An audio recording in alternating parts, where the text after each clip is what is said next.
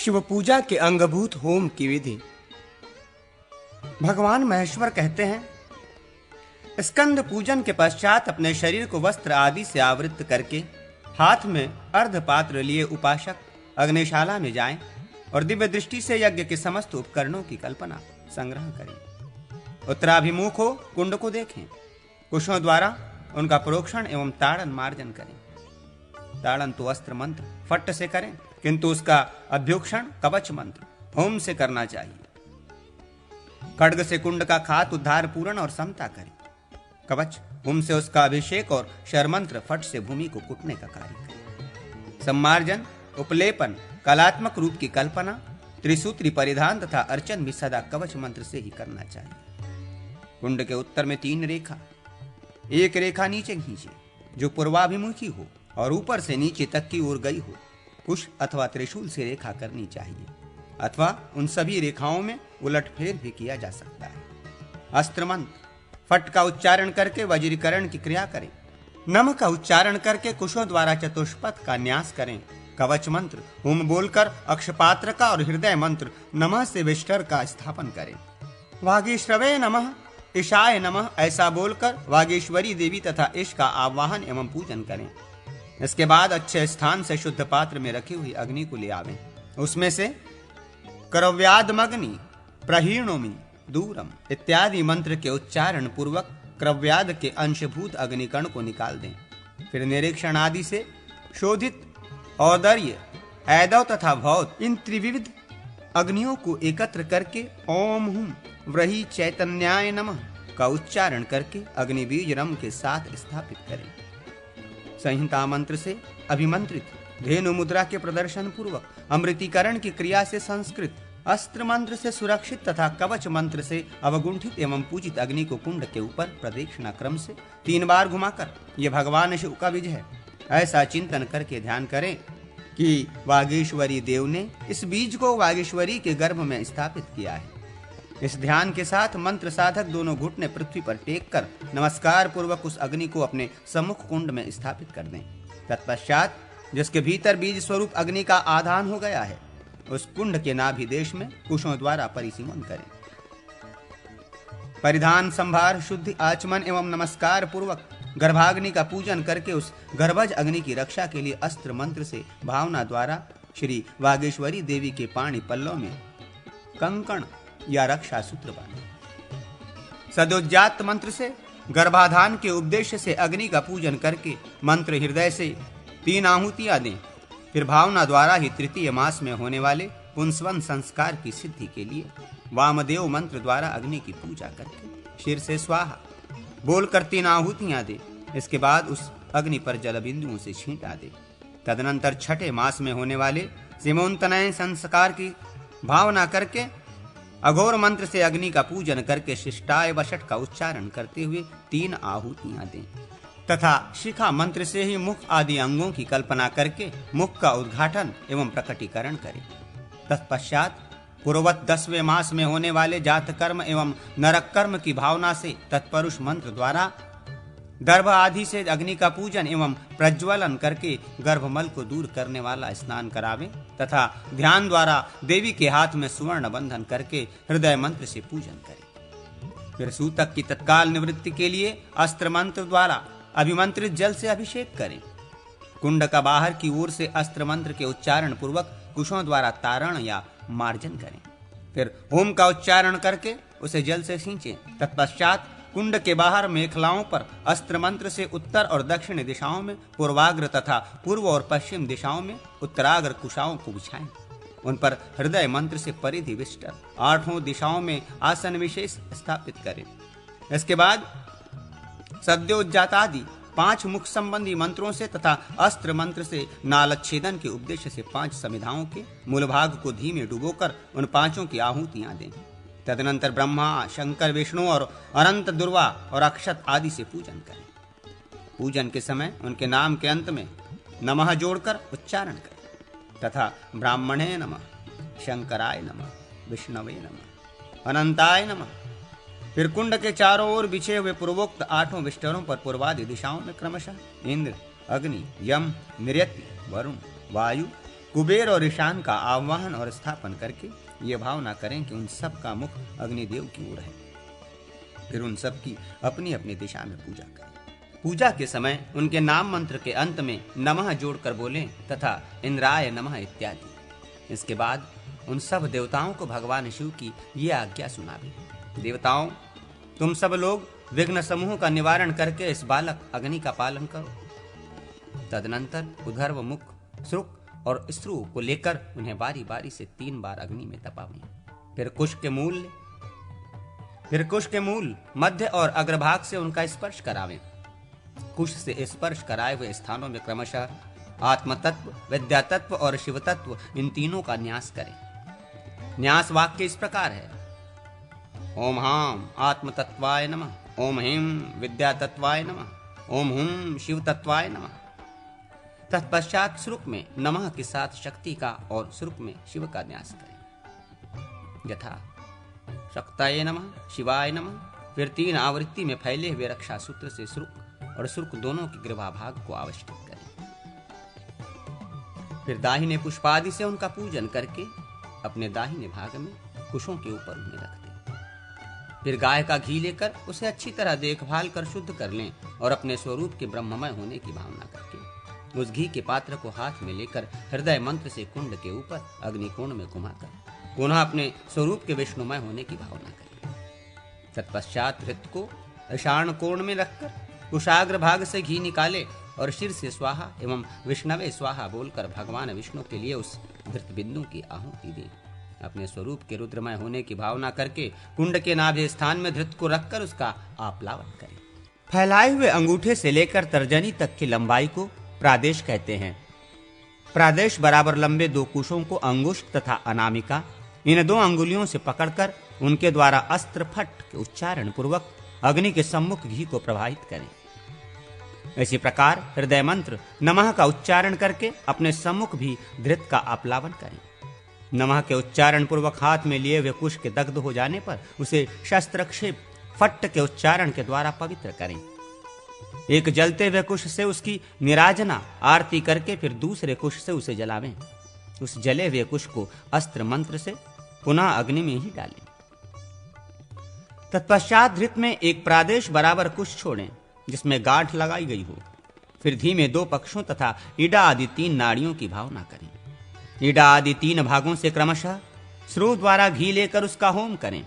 स्वाधारा उच्चारण करके श्रुवावस्थित घी को अग्नि में डालें और हा का उच्चारण करके उतशेष घी को उसे डालने के लिए रखे हुए पात्र विशेष में छोड़ दें। अर्थात स्वाहा बोलकर क्रमशः दोनों कार्य अग्नि में हवन और शेष का पात्र विशेष में प्रक्षेप करें। प्रथम ईडा भाग से घी लेकर ओम हम अग्ने स्वाहा इस मंत्र का उच्चारण करके घी का अग्नि में फोम करें और हुतशेष का पात्र विशेष में प्रक्षेप करें। इसी प्रकार दूसरे पिंगला भाग से घी लेकर ओम हाँ सोमाय स्वाहा बोलकर घी में आहुति दें तथा शेष पात्र विशेष में प्रक्षेप करें। फिर सुषुम्ना नामक तृतीय भाग से घी लेकर ओम हाग्निमो सोमाभ्याय स्वाहा बोलकर श्रुवा द्वारा घी अग्नि में डालें और शेष का पात्र विशेष में प्रक्षेपण करें। तत्पश्चात बालक अग्नि के मुख में त्रिनय के स्थान विशेष में 3 नेत्रों का उद्घाटन करने के लिए धृतपूर्ण श्रु द्वारा निम्नांकित मंत्र बोलकर अग्नि में चौथी आहुति दे। ओम हम अग्ने शिष्टकृते स्वाहा। तत्पश्चात पहले अध्याय में बताए हुए ओम हाँ हृदयाय नमः आदि 6 अंग संबंधी मंत्रों द्वारा घी को अभिमंत्रित करके धेनु मुद्रा जगावे। फिर कवच मंत्र होम से अवगुंठित करके शर मंत्र फट से उसकी रक्षा करे। इसके बाद हृदय मंत्र से धृत बिंदु का उक्तक्षेपण करके उसका अभ्युक्षण एवं शोधन करें। साथ ही शिव स्वरूप अग्नि के 5 मुखों के लिए अभिधार होम, अनुसंधान होम तथा मुखों के एकीकरण संबंधी होम करें। अभिभार होम की विधि यूं है: ओम हाँ सद्यो जाताय स्वाहा, हाँ वामो देवाय स्वाहा, हाँ अघोराय स्वाहा, ओम हाँ तत्पुरुषाय स्वाहा, ओम हाँ ईशानाय स्वाहा। इन 5 मंत्रों द्वारा सद्यो जाता आदि 5 मुखों के लिए अलग अलग क्रमशः घी की एक एक आहुति देकर उन मुखों को अभिघारित घी से आप्लावित करें। यही मुखाभिहार संबंधी होम है। तत्पश्चात दो दो मुखों के लिए एक साथ आहुति दें। यही मुखानुसंधान होम है। ये होम निम्नांकित मंत्रों से संपन्न करे। तदनंतर कुंड में अग्निकोण से वायव्य कोण तक तथा नैऋत्य कोण से ईशान कोण तक घी की अविच्छिन्न धारा द्वारा आहुति देकर उक्त पांचों मुखों की एकता करें। इस मंत्र से पांचों मुखों के लिए एक ही आहुति देने से उन सब का एकीकरण होता है। इस प्रकार इष्टमुख में सभी मुखों का अंतर्भाव होता है, अतः वो एक ही मुख उन सभी मुखों का आकार धारण करता है। उन सब के साथ उसकी एकता हो जाती है। इसके बाद कुंड के ईशान कोण में अग्नि की पूजा करके अस्त्र मंत्र से 3 आहुतियां देकर अग्नि का नामकरण करें। हे अग्निदेव, तुम सब प्रकार से शिव हो, तुम्हारा नाम शिव है। इस प्रकार नामकरण उनके नमस्कार पूर्वक पूजित हुए माता पिता वागेश्वरी अथवा शक्ति एवं शिव का अग्नि में विसर्जन करके उनके लिए विधि पूर्वक पूर्णाहुति दें। मूल मंत्र के अंत में वौषट पद जोड़कर यथा ओम नमः शिवाय वौषट ऐसा कहकर शिव और शक्ति के लिए विधि पूर्वक पूर्णाहुति देनी चाहिए। तत्पश्चात हृदय कमल में अंग और सेना सहित परम तेजस्वी शिव का पूर्ववत आह्वान करके पूजन करें और उनकी आज्ञा लेकर उन्हें पूर्णतः तृप्त करें। यज्ञाग्नि तथा शिव का अपने साथ नाड़ी संधान करके अपनी शक्ति के अनुसार मूल मंत्र से अंगों सहित दशांश होम करें। दूध, घी और मधु का एक एक कर्ष 16 माशा होम करना चाहिए। दही की आहुति की मात्रा 1 सुत ही बताई गई है। दूध आहुति का मान 1 पसर है। सभी भक्ष्य पदार्थों तथा लावा की आहुति की मात्रा 1 मुट्ठी है। मूल के 3 टुकड़ों की 1 आहुति दी जाती है। फल की आहुति उसके अपने ही प्रमाण अनुसार दी जाती है, अर्थात 1 आहुति में छोटा हो या बड़ा 1 फल देना चाहिए, उसे खंडित नहीं करना चाहिए। अन्न की आहुति का मान आधा ग्रास है। जो सूक्ष्म किस्मस आदि वस्तुएं हैं उन्हें 1 बार 5 की संख्या में लेकर होम करना चाहिए। 1 की आहुति का मान 1 पोर है। लताओं की आहुति का मान 2-2 अंगुल का टुकड़ा है। पुष्प और पत्र की आहुति उनके अपने ही मासे में दी जाती है, अर्थात 1 आहुति में पूरा फूल और पूरा 1 पत्र देना चाहिए। समिधाओं की आहुति का मान 10 अंगुल है। कपूर, चंदन, केसर और कस्तूरी से बने हुए दक्ष करदम अनुलेप विशेष की मात्रा 1 कलाय मटर या केराव के बराबर है। गुग्गुल की मात्रा बेर के बीज के बराबर होनी चाहिए। कंदों के 8वें भाग से 1 आहुति दी जाती है। इस प्रकार विचार करके विधि पूर्वक उत्तम होम करें। इस तरह प्रणव तथा बीज पदों से युक्त मंत्रों द्वारा होम कर्म संपन्न करना चाहिए। तदनंतर घी से भरे हुए श्रुक के ऊपर अधोमुख श्रु को रखकर श्रुक के अग्रभाग में फूल रख दें। फिर बाएं और दाएं हाथ से उन दोनों को शंख की मुद्रा से पकड़ें। इसके बाद शरीर के ऊपरी भाग को उन्नत रखते हुए उठकर खड़ा हो जाएं। पैरों को समभाव से रखें। श्रुक और श्रु दोनों के मूल भाग को अपनी नाभि में टिका दें। नेत्रों को श्रुक के अग्रभाग पर ही स्थिरता पूर्वक जमा रखें। ब्रह्मा आदि कारणों का त्याग करते हुए भावना द्वारा सुषुम्ना नाड़ी के मार्ग से निकलकर ऊपर उठे। श्रु के मूल भाग को नाभि से ऊपर उठाकर बाएं स्तन के पास ले आवें। अपने तनमन से आलस्य को दूर रखें तथा ओम नमः शिवाय वौषट इस प्रकार मूल मंत्र का वौषट पर्यंत स्पष्ट मंद स्वर से उच्चारण करें और उस घी को जौ की सी पतली धारा के साथ अग्नि में होम कर दें। इसके बाद आचमन, चंदन और तांबूल आदि देकर भक्तिभाव से भगवान शिव के ऐश्वर्य की वंदना करते हुए उनके चरणों में उत्तम साष्टांग प्रणाम करें। फिर अग्नि की पूजा करके ओम हस्त्राय फट के उच्चारण पूर्वक संहार मुद्रा के द्वारा संवरों का अपहरण करके इष्ट देव से भगवान मेरे अपराध को क्षमा करें ऐसा कहकर हृदय मंत्र से पूरक प्राणायाम के द्वारा उन तेजस्वी परिधियों को बड़ी श्रद्धा के साथ अपने हृदय कमल में स्थापित करें। संपूर्ण पाक रसोई से अग्रभाग निकालकर कुंड के समीप अग्निकोण में 2 मंडल बनाकर एक में अंतर बलि दें, दूसरे में बाह्य बलि। प्रथम मंडल के भीतर पूर्व दिशा में ओम हा रुद्रभे स्वाहा इस मंत्र से रुद्रों के लिए बलि उपहार अर्पित करें। दक्षिण दिशा में ओम हाम मातृभ्ये स्वाहा कहकर मातृका के लिए पश्चिम दिशा में ओम हा गणभे स्वाहा तेजभ्यो बलिरस्तु ऐसा कहकर गणों के लिए उत्तर दिशा में ओम हाम यक्षम्भे स्वाहा तेजोम्भे स्वाहा बलिरस्तु कहकर यक्षों के लिए ईशान कोण में ओम हा ग्रभ्ये स्वाहा देवभ्योम बलिरस्तु, ऐसा कहकर ग्रहों के लिए। अग्निकोण में ओम हाम असुरभ्य स्वाहा तेभ्योम बलिरस्तु, ऐसा कहकर असुरों के लिए।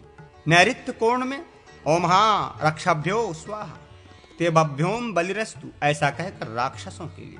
वायव्य कोण में ओम हा नागभ्ये स्वाहा तेभ्योम बलिरस्तु, ऐसा कहकर नागों के लिए। तथा मंडल के मध्य भाग में ओम हा नक्षत्रेभ्य स्वाहा तेभोभ्यम बलिरस्तु, ऐसा कहकर नक्षत्रों के लिए बलि अर्पित करें। इसी तरह ओम हा राशिभ्य स्वाहा तेभोभ्यम बलिरस्तु, ऐसा कहकर अग्निकोण में राशियों के लिए। ओम हा विश्वभ्यो देवभ्यो स्वाहा तेवभ्योम बलिरस्तु, ऐसा कहकर नैऋत्य कोण में विश्व देवों के लिए। तथा ओम हाम क्षेत्रपालाय स्वाहा तस्मार्यम बलिरस्तु, ऐसा कहकर पश्चिम में क्षेत्रपाल को बलि दें। तदनंतर दूसरे ब्राह्य मंडल में पूर्व आदि दिशाओं के क्रम से इंद्र, अग्नि, यम, नैऋत्य, जलेश्वर, वरुण, वायु, धनरक्षक कुबेर तथा ईशान के लिए बलि समर्पित करें। फिर ईशान कोण में ओम ब्रह्मणे नमः स्वाहा कहकर ब्रह्मा के लिए तथा नैऋत्य कोण में ओम विष्णवे नमः स्वाहा कहकर भगवान विष्णु के लिए बलि दें।